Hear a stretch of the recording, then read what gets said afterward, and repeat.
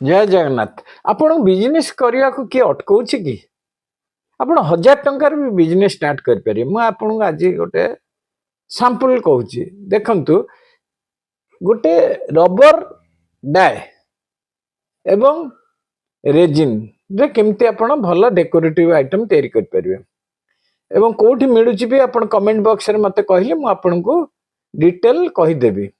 देखंतु से rubber di रे आपण जते रेजिन पकेबा आगुरु फूल हो पत्र हो ताको भीतर रखी रेजिन टाको ढाली देबे।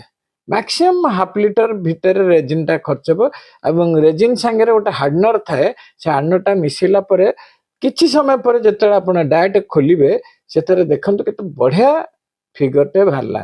ता द्वारा आपण अलगा किछि ठाकुर मूर्ति रखि पारंती किंबा आपण धूप मोमबत्ती स्टैंड करि पारंती धूप स्टैंड करि पारंती विभिन्न प्रकार आपण भेजार जेते जहा अछि आइडिया आपण पुरे की ए मोल्ड रे आपण ए रेजिन रे भल डेकोरेटिव आइटम करि परिबे। एवं देखंतु आपण जो खर्च मैक्सिमम आपनकर 100 टंका आसीबो किंतु आपण 200 300 टंका रे को बिकि परिबे। तेणु आपण 1000 टंका रे बिजनेस आरंभ करंतु ना डेली दे 10टा 15टा करी बिकि पारले ताहले आपनकर मिनिमम 2000 टंका प्रॉफिट अछि।